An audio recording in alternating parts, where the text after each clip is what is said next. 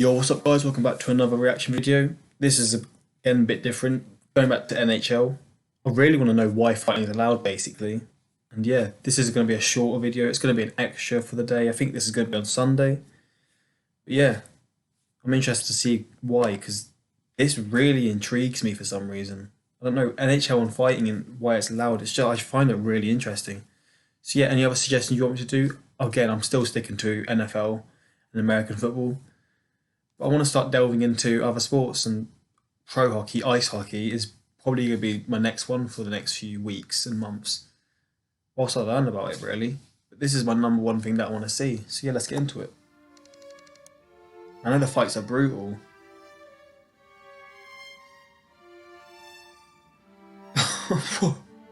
What the fuck?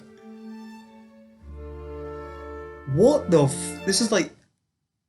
Look at all these pictures. This is literally UFC in another.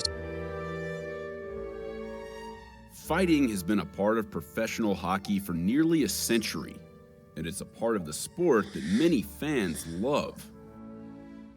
Make no mistake, when there's a hockey fight, no one leaves their seats. It's the most exciting 30 to 60 seconds in sport. It's two gladiators.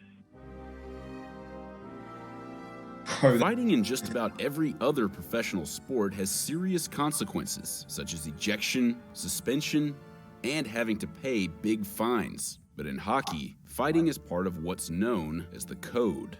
Fighting's always sort of been a part of the culture of the game, and the game has always been allowed to police itself. So you do something bad, you pay a consequence. You hit a guy from behind, you're going to lose some teeth. And that's what the code says. What the fuck? The national... What does this lead to? Is there like someone who gets sent off at all, or is it literally just completely fine?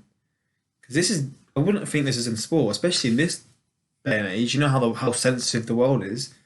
I like how they've stuck to their kind of like their roots, and they're just sticking to their roots.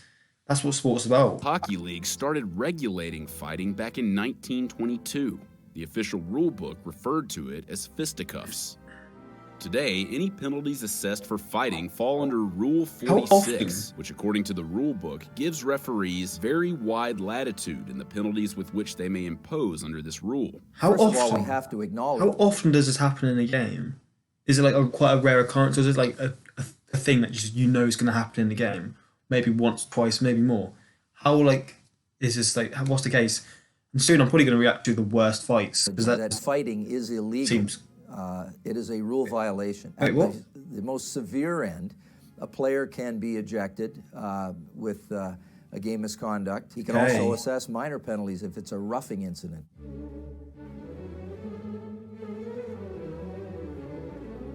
We had bench clearing brawls in the 70s. It was wicked.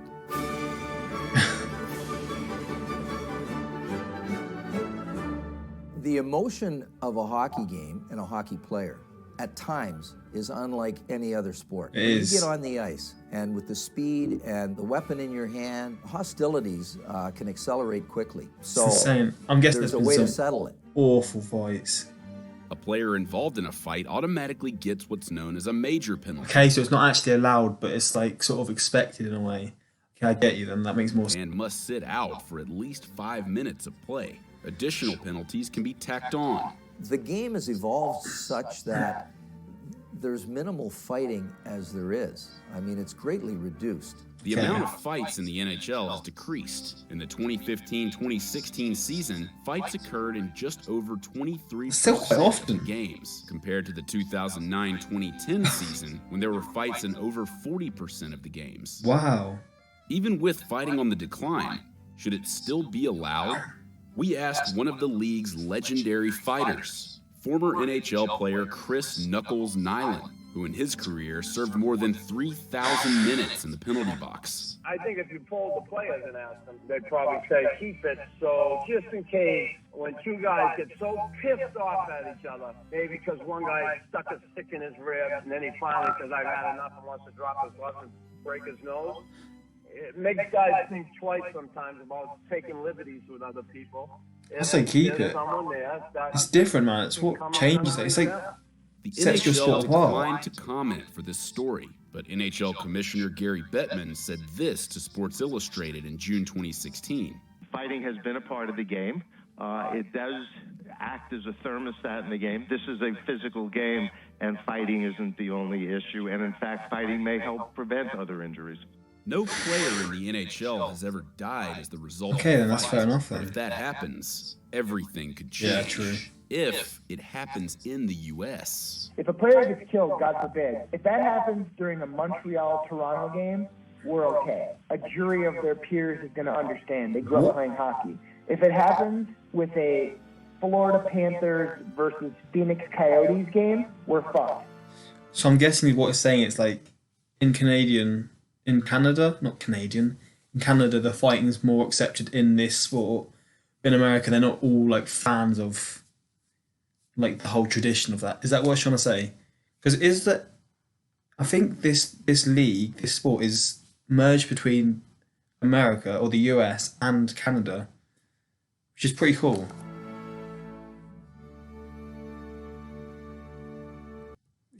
That was a different video. I'm probably going to react to some fights, you know. It just seems quite a different thing to watch. Yeah, this was a short video. It's probably not that interesting. I might not even upload it.